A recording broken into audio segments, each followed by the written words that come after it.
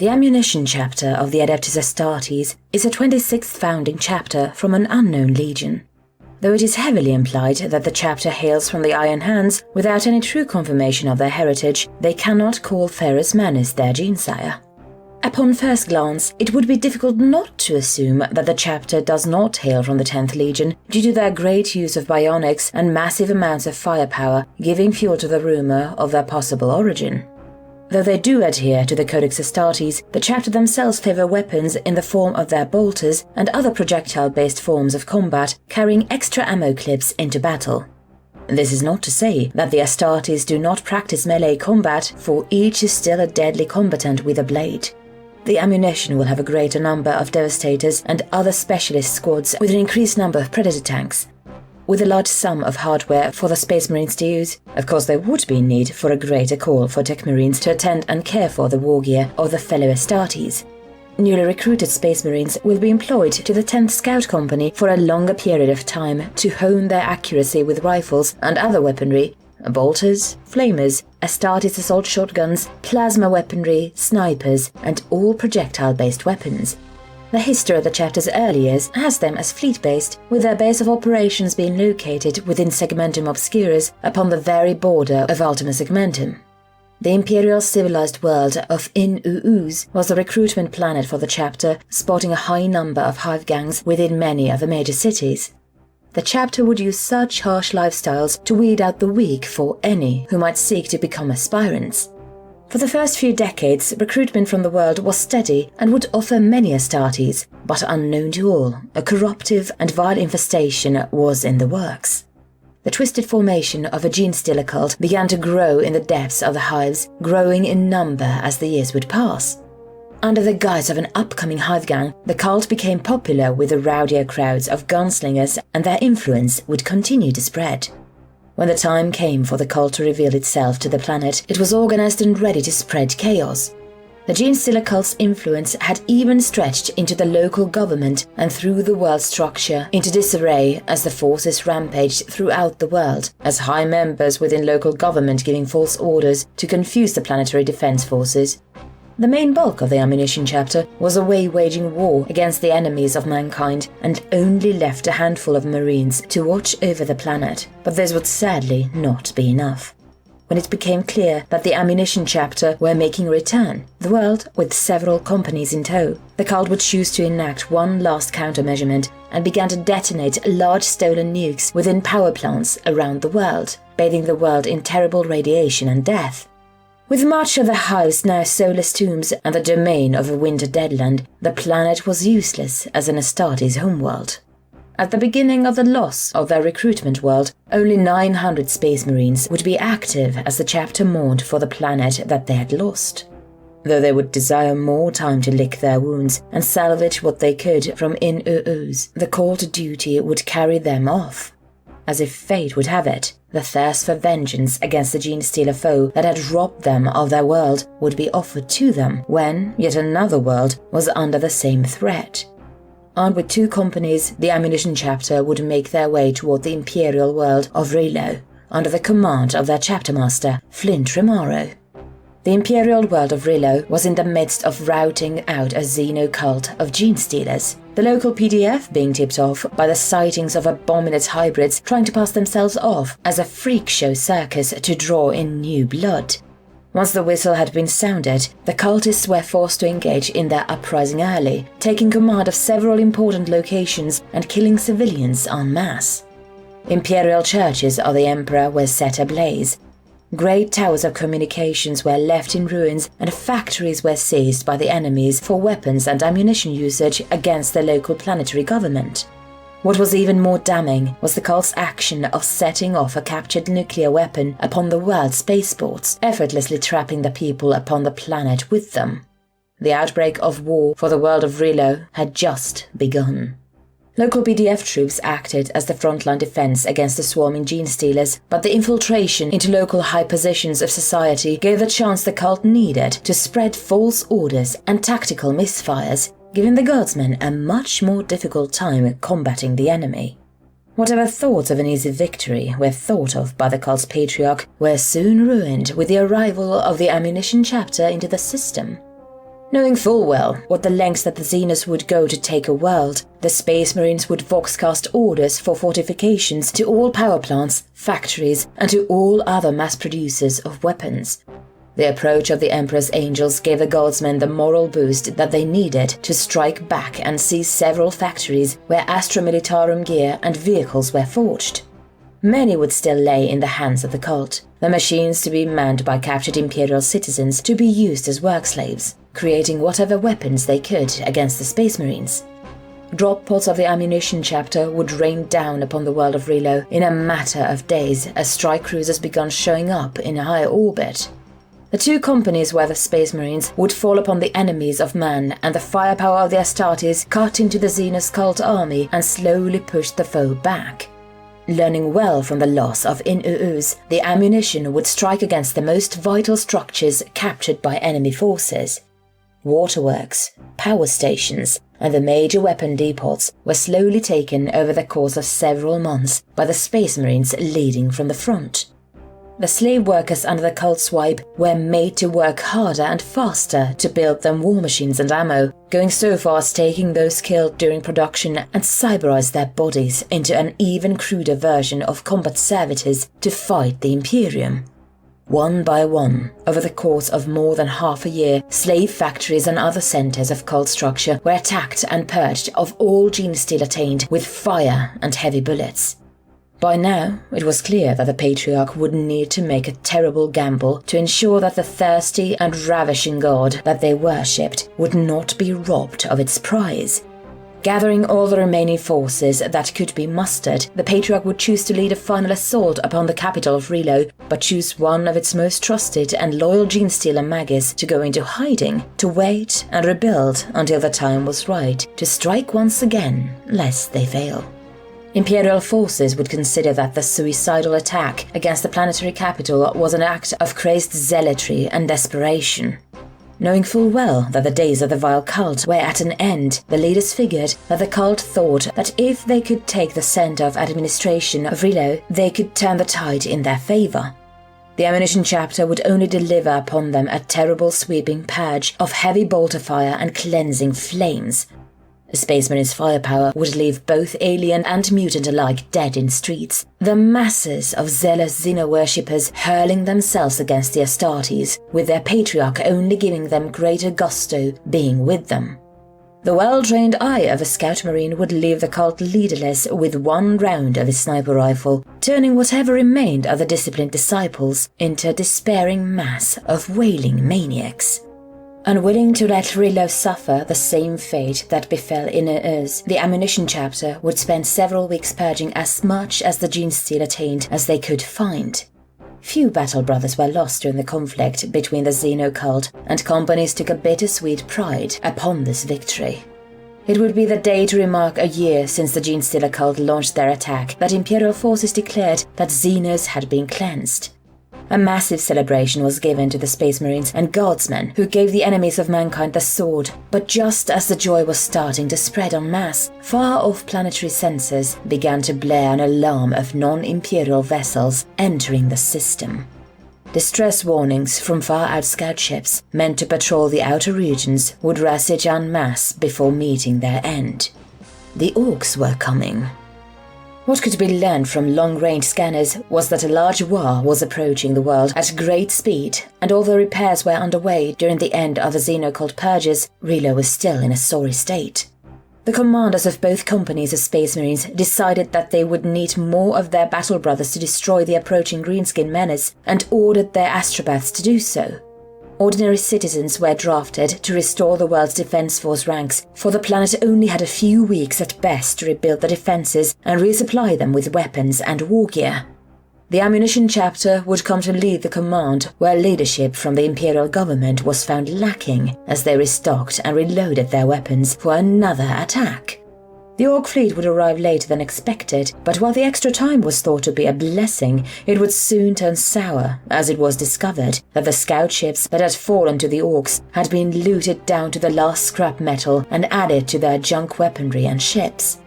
The massive scrap fleet was being led by an Orc mech boss named Big Brain Looters that belonged to a clan of Death Skulls. The Mad Orc inventor was obsessed with the greenskin pastime of looting whatever he could get his hands on and smashing it together to create something even bigger and even more insane. After so many years of looting and tinkering, the Big Mech would become his own warboss and lead a great horde of greenskins on a rampaging and plundering spree across the stars, stealing whatever was and was not nailed down. Now it appeared that big-brain looters had set his greedy eyes upon Rilo for his next mad looting to feed his desire for building more orc weapons, his most terrible ones being the dreaded gargants.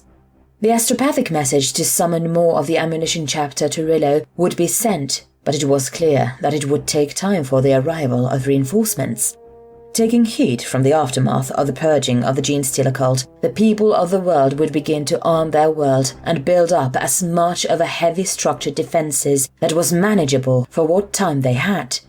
The Space Marines themselves would inspire the people with their presence whenever they came to inspect and give orders. The world's guardsmen's number would increase due to drafts, but less than half had any experience and would only be drilled in the most basics of training, for in only a few short weeks, the Orc vessel appeared above the planet. The strike cruisers belonging to the Astartes would launch a barrage of laser and torpedo weapons upon the Xeno vessels, but it only would delay the Orcs from raining down upon Rilo in their rocks and other dropships. The savage Green Tide would assault the world with their war cries, shooters, and all other forms of their savage junk technology. Space Marines and PDF soldiers would unleash a mighty force of las and bolter fire upon the barbarian aliens, but the Orcs in turn would unleash their own barrage of death guns and big shooters. It was clear to all that these Orcs had amassed a large collection of ranged weapons. The minds of the ammunition took this as a challenge to outgun these invading enemies. The Orcs, like the Astartes, would come to see their enemies having just as much or even more Daka than they did. This in turn would be an insult to them, but who but they should have the most Daka there is? It seemed that the Death Skulls and ammunition had finally found the worthy foe to face off in a war-sized firefight.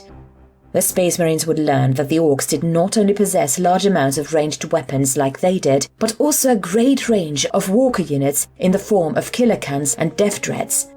Missiles and explosives would rain down upon the invaders, but more would only take their place in mere hours, forcing the Astartes to relay orders for squads of PDF to move their tanks into battle besides their own. The amount of Predator tanks was in low supply compared to the world's own Lehman Russ tanks, so it was not uncommon for a single Astartes tank to be at the front line to lead an armoured column of guardsman vehicles. Long months would drag on while reinforcement drew near. Early during the invasion, the Orcs came to target the planet's important factories with a desire to loot and make use of its industry to feed their lust for more Daka. Miles of land around zones of industry would come under guard by the PDF, turning everyday roads to work into killing fields of fire and mines. Although mobs of Orc boys and looters plagued their attacks, the worst thorn in their defenders' side came from the smaller commando grots. Painted in blue for good luck, groups of Gretchen would sneak behind Imperial lines and begin slaying guardsmen with knives and their shooters. It was these sneak attack groups that spelled the doom of many defenders, and more than once it allowed the Death Skulls to move closer to their targets. It was only a matter of time for more than one factory to come under enemy control once again. Where the Genestealer cults sought to create mainline Imperial weapons for their cause, the Orcs would perverse the machines with their own technology to create their own brand of junk weapons. Now that Big Brain Looters had enough of an assembly line, he began to mass-produce their heavy walkers and their terrible gargants. Worse to come, whatever repairs had been made on the world's spaceports when the Orcs looted and tore down what progress was made, once again ensuring that the people could not properly leave Rilo. As Mega Dreads and Stompers were taking to the field, the long-awaited reinforcements would finally exit the warp. 3 strong companies of ammunition, led by High Chaplain Duke Nukera, would join their brothers down below, making half of the chapter present. But not only did Astartes come to Rilo, but Imperial Titans as well. Big Brain Looters had made himself an enemy of the Collegia Titanica, his war bringing low more than a few Titans. Be it out of sheer luck or overwhelming force, his Gargants and Stompers had not only brought down the god machines, but the gravest insult that the mech boss performed was slaying a Reaver Titan and was now using the Throne Mechanicum as a lounge chair. With this being the case, the Princeps Seniores, Verimus Gunthers, would join alongside the Ammunition chapter with their axiom formation of Titans to bring the raw firepower of Titan legions down upon the Zenith. For a long 3 years, heavy assault fire would cover almost the entire world as each side traded rounds. The Space Marines would continue the war against the Orcs with high vigor, with the bolstering of their battle brothers and the grand sight of the living embodiment of firepower stomping beside them. Manufactorums worked around the clock in shifts in order to provide ammunition, armor and tanks for guardsmen taking to the war zones to hold back the alien barbarians from hives and other key locations that needed protection against the enemy. Verimus Guthers and her Imperial Titans marched with the power of the Omnissiah within them, bringing down destruction upon the Junk Titans, but the large volume that the captured foundries continued to push out made their marches slow to a crawl. The Space Marines were at the front of each battle that sought to push deeper into enemy territory. Bolter shells, lasers and missiles flew as squads of Marines cut down each wave of greenskins that charged their way. Ejected casing and cartridges littered the ground wherever one walked. It was around the 2-year mark that the tides of the war began to change in favor of the Imperials. The Orcs became so overjoyed by the thought of endless stacker that more knobs began to become sloppy with keeping other Orcs in line, giving the Astartes an opening to strike deep and gun down overzealous aliens. It was these small victories that allowed more ground to be taken and large siege assaults upon captured factories, throwing the production of Orc Titans into disarray. Marines armed with rocket launchers and las cannons would storm production lines and bring a burning end to the mech boys and their dreams of endless war machines. Just as the 3-year mark of the Orc invasion came around, an old enemy would raise its vile head once more. The lone Gene Stealer Magus that had gone into hiding years before had returned with a terrible vengeance. Using the Orc invasion as a distraction, the Gene Stealers slowly rebuilt themselves over the course of the 3 years, but would never be able to build up their numbers as they once did, and were forced to look elsewhere for numbers. The shedding of Orc spores provided the cult with a difficult but a rare opportunity. With the war taking up much of the Greenskins' attention, it did not take much effort for the cult to make off with some of the mutated hybrids that they were able to produce before they could be slain by other Orcs for appearing too un-Orcy. The newly created Patriarch would force his brood to grow and act fast, taking whatever weapons they could muster. For none other, it could sense that their god from the beyond was drawing nearer than ever before. The theft of weapons and vehicles was lost in the closing days of the war, allowing the cult to arm themselves one final time. Big Brain Looters was now enraged that his stompers and captured strongpoints were being destroyed by the approaching Space Marines and Titanica. Deciding that he was no longer letting his boys waste their time with his creations, the mech boss decided to finally unleash his secret project. Crashing through the very walls of the mech shop that constructed it, the Great Gargant, dubbed Big Belly Looters Jr., was piloted by its warboss creator out onto the very field of battle. Reports of the mech boss taking to the battlefield spread fast when his Great Gargant could be spotted leading a massive horde of Death Skulls in tow, with war trucks, Orc dreadnoughts, and other stompers, all ready to pave their way towards the very capital hive of Rilo itself. Lady Verimus would order her Titans to prepare to march and face the giant foe, the Ammunition chapter and armoured columns of guardsmen following alongside to finally deliver the death blow to the head of the Orc war. The ruins of the metropolis of Coyotestein became the battleground for the strike against the warboss. Imperial Titan warhorns echoed across the land like beasts of legend, demanding a challenge that Big Brain Looters was more than happy to give, and made a beeline for the city that his Orcs trampled years ago, not knowing, or perhaps not caring, that this was what the Imperials wanted. Once again, Coyotestein became a battleground between human and alien. Astartes and Orc would clash in the streets with both blade and gun, and their tanks and mighty walkers traded cannon and laser fire. Missile weapons and tanks were ideal to strike down and weaken the large walkers, but under the threat of death guns and other artillery, Astartes snipers would eliminate Nob leaders while their brothers would storm forward with their weapons alight. The destruction of the smaller stompers was the tank division's objective, to allow the Imperial Titans to close in and destroy the larger and more serious targets. Squads of ammunition marines would maneuver through the ruins, and when it came time for a marine to run out of ammo, the ripping of chain blades would rage over the war cries of the greenskins. Despite the great strength and power of the Imperial forces, there were still many casualties.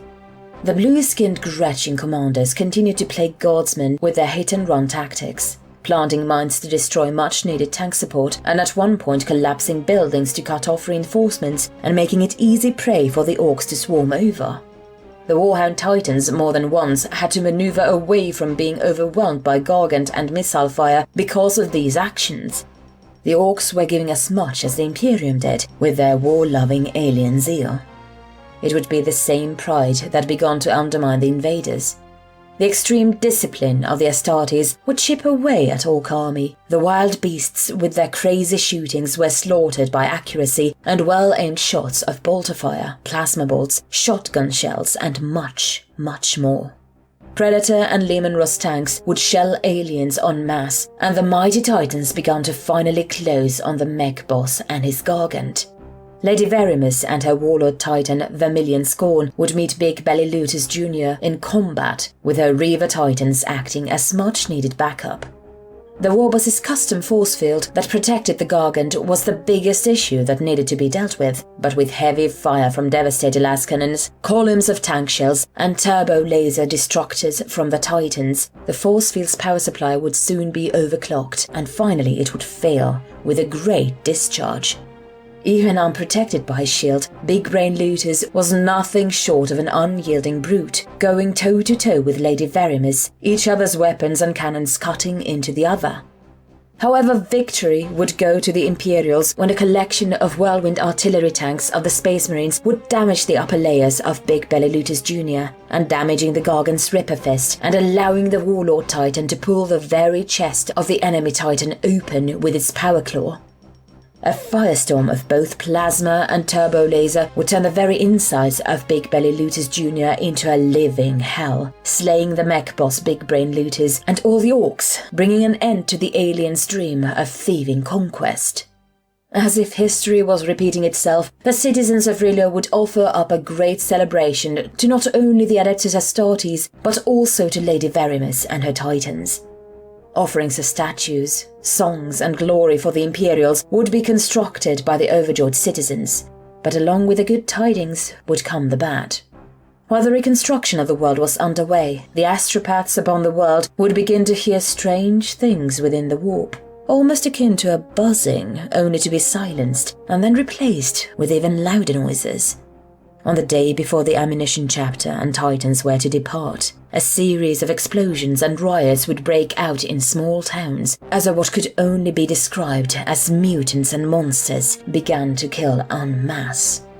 Information would later reveal that this was a second strike of the Gene Stealer cult. Now under new leadership with no longer a patriarch, for the Gene Stealer that would replace the old slain one had now evolved into a broodlord. While the old patriarch would have waited to grow a new horde of followers, the newly risen broodlord was no longer going to wait.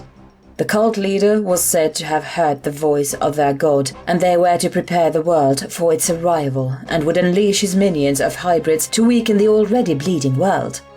What the cults lacked in their human hybrids would be made up by the orcoid mutations under the sway of the cult, making up the bulk of the warriors for the cause. Leading from the front, the newly revered leader of the cult proclaimed that their god was coming, that it was near, and his song of hunger for the deaths of the ones who had banished them before would bring it forth for their zealous to bear. The brazen attacks alerted the Space Marines to action. The rage at seeing their foe return drove them to attack with the absolute fury, unleashing just as a deadly fury of gunfire as they had upon arriving upon the planet. As the Astartes saw the purging of the new threat, the world's astropaths began to not only receive a strange blocking within the warp, but warnings from beyond the system. Horror would grip the hearts of many when it was reported that the Tyranids were approaching the system in the form of High Fleet Wendigo. No doubt the Broodlord and his cult were finally summoning the hive mind now that it was close enough. Knowing that the High Fleet was one of the most dangerous forces threatening the Imperium, the call to summon the chapter in full was put out, while planetary governor and nobles practically begged Lady Veribus and her titans to remain, a choice she somberly agreed to. The call for aid from the remaining fleets of the ammunition chapter were put out en masse, but with every passing day, the shadow in the warp would become stronger. Worse still, with a small but potent Genestealer broodmind in full swing to dampen their minds. The Space Marines, led by High Chaplain Duke Nukera, would fall upon the Genestealer cult with terrible fury, storming the streets with their bolters ablaze as the mutated hybrids fought with their stolen weapons and armor. The Orc hybrids acted as shock troops and were bolstered by the Broodlord being among them, its roars pushing the war-thirsty mutants forward, while the humanoids acted from the shadows. The already weakened world, though defended by half an Astartes chapter, was still in a sorry state from the 3-year Orc invasion and could only do so much in aiding the Space Marines, but this did not deter them in the slightest.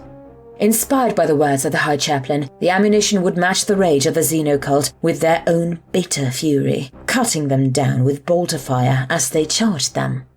What was thought to be a quick purge of the broken cult would take over 2 months to complete. The Orc mutants that were built up over the last conflict would prove to be a hectic issue, but without the factories from the first purge, the cult was losing ground, fast. Everything would come to a head as the High Chaplain would slay the Broodlord with several squads of Devastators, blasting the controlling Lord and his elite guard with rapid Astartes-grade firepower. With the Broodmind's center being destroyed at its height, the remaining members of the cult were easy to locate and eliminate with great abandon. With the world about to be attacked by the High Fleet, and with reinforcements still a way away, that, what was at first a draft at the start of the Orc invasion, became a full-on planetary effort. All civilians, from the highborn to the poorest hiveganger, were given work to perform in order to build up their world's defenses. Even children as young as 7 were made to perform imperial duties. Those who refused or tried to run from their charge were judged and placed upon hard labor lines for production of weapons, while others were turned into combat servitors, which soon provided a large army of frontline expendable troops, with numbers soon rising to the thousands. Weeks of preparation turned many parts of the world into killing fields fashioned for Tyranid combats, from what information involving the Xenas could be unearthed from the archives of the Astartes. Perhaps to reward the hard work of the people, the Emperor's Angels of Death would transition into the system, bringing the full might of the ammunition chapter to bear with word of more reinforcements still to come. Now with the chapter and the world being under the hand of Chapter Master Flint Romaro, the world of Rilo seemed to have hope once more. Only for yet a third time, for in a single day, an even greater tragedy came to be. Just as the ammunition would settle in orbit with full strength of their chapter, it was on this very day that the Cicatrix Maledictum would open and split the galaxy in two. More than half of the astropaths upon the world would die in shock from the overwhelming warp field upon their minds. Rilo was now set within Imperium Nihilus, and any thoughts of further reinforcements was dashed away. The only silver lining to the situation was that High Fleet Wendigo too had been affected. A vast warp storm created by the Great Rift caused the tendril that had been coming to split in two, decreasing its size by half. Even though it was broken, the hunger of the Tyranids still limped towards Rilo. But even though it was weakened, the danger presented by all sides did not spell safety. The first sign of the High Fleet entering the system had the world on high alert. Miles upon miles of Rilo had now been refurbished by millions of workers into war zones meant to combat the incoming alien threat. Hive ships of the Xenos would face off against laser and torpedo barrages from the ammunition fleet, but this only slowed the reign of the Tyranid spores making planetfall. The spawns of the Great Devourer swarmed over the planet's surface and met with the massive firepower of the Space Marines, and over half of the world's people were armed with guns. What information could be gathered upon High Fleet Wendigo was limited, for it was a relatively new splinter fleet, and therefore what knowledge they could achieve would be gathered from the front lines. A milky brown color covered their outer armor-like bodies, while a dark blue hue covered the belly of the Tyranids of this fleet. And just like all other hives, Wendigo had its own special strains and tactical attack patterns. The most notable of the fleet was the greater numbers of the Gaunt genus, Hormigaunt and Termagaunt swarming over the land like a living tide of hungry teeth in greater numbers compared to other bio-warriors. Most notable of the swarm was the discovery of an unknown type of carnifex-like creature. A heavily armored hulk of a beast spawned its own large gaunts that would viciously attack and defend whatever its broodmother directed it towards. The large synapse creatures were given the name Overseer by the Astartes, while the smaller beasts that came from it were titled Caecaduans. Swarm attacks truly appeared to be the preferred tactic the type Wendigo would employ most often, sending waves of its lesser warriors, while strong units would soon follow. Some would say that the strategy of the Xenos was the best chance that the world would have. Walls of gunners were capable of mowing down lesser swarms of enemies. The combat servitors fulfilled their doomed purpose as living distractable meat shields for the aliens to focus upon, while the Space Marines and the PDF took their shots with deadly waves of lass and bolter fire. Where the Gene Stealers and Orc battles took precision, these Tyranids took only knowing where they were coming from to engage. Heavy lines of guardsmen would mow down lines of aliens as the Space Marines took to slaying the large beasts. The war against the Tyranids would be the longest of the three conflicts and with the most losses.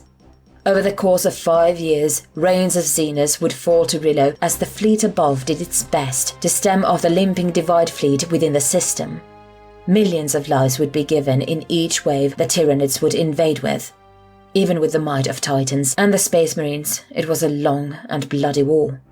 Knowing that the Xenos would sow their vile seeds within the worlds they landed upon, it was decided to round up whatever corpses of the Tyranids and remaining feral orcs in special large vehicles that would be nicknamed as corpse-mobiles and transport them to foundries and factories where the world's ammunition and guns were crafted. Mountains of dead Xenos would act literally as fuel for the Imperial war machine, preventing any new births and saving what Prometheum was necessary for other matters. A terrible threat that always burdened the war effort was the loss of any of the factories, for unlike the enemies before them, the Tyranids would destroy the world's only source of weaponry and defense. Hundreds of thousands would die in vain to defend foundries that would be consumed and unable to be used again, for each loss was a devastating blow to morale and defense. After 5 grueling years, the approach of the main fleet body was merely weeks away. The swarms of Wendigo came in faster, and stronger strains began to appear, pushing the numbers of defenders and Astartes lower with each attack. The leaders of the war effort would call a meeting about the last fleet's arrival and final stages to decide the fate of the world, when the planetary governor would step forth and speak of a long family secret that very few knew of. Housed within the very depths of the hive primers were missiles to be used for only the worst possible situations to come to Rillo. But what made the missiles so dangerous was that they were filled with a life-eater virus. The governor would offer up these weapons as a last-ditch effort to use against the Tyranids. But a vote on how to use it was a heated debate, with some suggesting that using them upon Rillo as the aliens arrive and brave the warp storms in what remaining ships. But with so many people and ruined spaceports, that was out of the question. Chapter Master Flint Rimaro would instead formulate a dangerous plan to use the missiles in such way it would slay the Norn Queen of the approaching final fleet. The remains of the chapter fleet would mount a massive assault upon the Hive Fleet Wendigo's largest ship as it drew near. The skies of Rillo would darken as the strongest of the Tyranid swarm began to make planetfall. Now, Lady Varimus's Titans began to face off against Bio-Titans in greater numbers, a feat that left those badly damaged without massive support. The Space Marines themselves did what they could to stem the tide, laying down bolter fire in the hundreds, even equipping large chain guns and multi-las cannons to use when there was not enough of their personal ammo to go around. By this point in time, the ammunition chapter, for the first time on record, was getting low on ammo. While the battle upon Rillo raged on, the fate of the planet was decided above. The limping Hive Fleet would meet the Astartes warships in an epic clash space warfare as the striker cruisers cut their way as deep into the fleet's heart as they could. Not only did they attack, but also defend, for smaller vessels were filled with the Life-Eater missiles and a crew willing to martyr themselves to protect their home. Delivering the payload was one of the hardest tasks that the chapter had ever managed to accomplish, launching massive barrages of laser fire and torpedoes to give the mortal crews time to ram their ships as deep into the best openings the barrages could cut into the Nornquin's ship.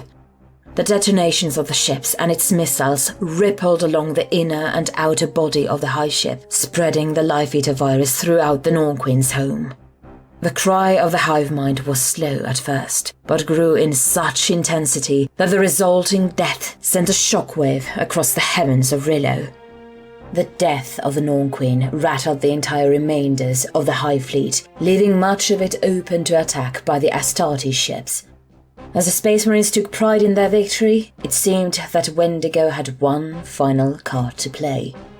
Down upon Rillo, a massive shift in the hive mind would cause the genetic pools of biomass to pool together as the spawning of a large biotitan began to take place. Millions of Tyranids would flock and swarm to the birth site of the new prime synapse creature in the form of a terrifying dominatrix. Imperial records would later say that what was left of the Nornquin must have placed itself within the newly created Titan, taking a final stab at ravaging the world for its everlasting hunger. It became clear that the death of the dominatrix would cut off the final head of invasion, but it was also clear that swarms of the strongest of bio-warriors were acting as bodyguards as the Titan led an army of alien horrors. The ammunition chapter, down to less than 300 Marines and only a few million PDF Guardsmen, would lead an all-out assault to finally put an end to the alien menace. It was said that over 100 million rounds of ammunition were used in the final battle. The Space Marines leading the charge fell upon the Tyranids with every gun at their disposal. Devastators laid down waves of bolter fire. Predator tanks launched barrages of shells. They deployed plasma guns, flamers, missile launchers, and there were snipers eliminating key synapse creatures. Entire columns of Tyranids would throw themselves in front of the guns of the Imperials to protect their prime leader, the towering Hierophants acting as the vanguard of the dominatrix. Even with the overwhelming firepower of the Space Marines and PDF at their call, the aliens still pressed on, being pushed forward by the will of their new prime creature. The turning point would come at last with the approach of Lady Verimus's Titans. Though battered and damaged, the god machines would go toe-to-toe with the massive alien monsters. Warhound and Reaver Titans would engage the Hierophants backed up by Imperial tanks and Space Marines, while Vermilion Scorn took to battling the dominatrix. Heavy caliber shells, laser and plasma weapons tore into the giant alien vanguards and slowly drove them low, but not without crippling 2 of the 4 Titans, now leaving its leader to fend for itself. Vermilion Scorn marched like a metal goddess of war towards the alien queen, the ammunition launching missiles and plasma upon the monster to throw it off balance as the Warlord Titan struck with its lasers. Roaring in fury, the prime creature traded blows with its own weapons and would even charge with its great body. Both giants would battle for a short but brutal time, until with a chance of pure luck, Lady Verimus's Power Claw was able to grab hold of one of the horns of the dominatrix, holding it in place long enough for a fully charged plasma destructor to burn its way straight into the main body of the terrible beast, slaying the monster with unrelenting fury. The death of the dominatrix spread across the remaining Tyranids of Wendigo. The vast network of the hive minds shattering only sent the swarms into a spiral of death and confusion, leaving themselves open to the guns and weapons of the Space Marines and PDF. Several weeks would pass with the mop-up operation of the remaining Tyranids, but at last it seemed that the world of Rillo was secure for the time being. The warp storms that begun with the opening of the Great Rift calmed at last, but this would mean that an enemy that sought to attack the planet now could. Perhaps it was the Emperor's divine will, but after a month of slowly repairing their ruined world, a group of ships belonging to the Blood Angel Space Marine chapter would exit the warp, bringing much-needed aid and relief to Rillo and their fellow Astartes. Imperial records would name the 10-year-long War of Rillo as the Decade of Firepower. The The people of the world had fought side by side with the ammunition chapter and had slowly adopted a culture like the chapter's beliefs, growing closer to the saviors. In the grandest showing of gratitude, it was unanimously voted upon the ammunitions chapter to reclaim Rilo as a new homeworld, offering up its youths to join the ranks of the Emperor's Angels of Death. Lady Verimus would not go unthanked. For her Titan's grand aid in the defense of their world, the foundries and factories would be offered to her order, allowing her to mend her god machine and produce whatever the Omnisire demanded of them. Both factions would take up this offer. Rilo now stands as the ammunition chapter's base of operation, erecting a true fortress monastery named the Stockpile, and would no longer be a fleet chapter. While they dwindled down to less than 300 Astartes, the introduction of the Primaris Marines by the Blood Angels would slowly restore their numbers in time, along with youths willing to offer their lives to the chapter after growing up in over a decade of war. Now in the age of the Dark Imperium, the gun-wielding Astartes of the ammunition chapter would continue to serve the will of their mighty emperor, for any enemy that came into the crosshairs would be gunned down by unrelenting firepower.